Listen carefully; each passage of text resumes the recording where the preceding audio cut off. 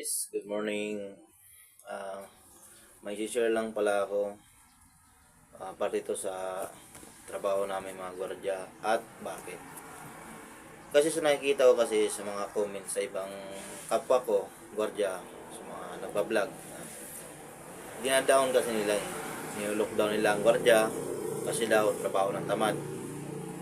Sa masasabi ko lang, kung tamad kami, ba't yung tulog na binabantayan namin, yung mga responsibilidad namin, ba't kami gising nagbabantay sa inyo? Ah,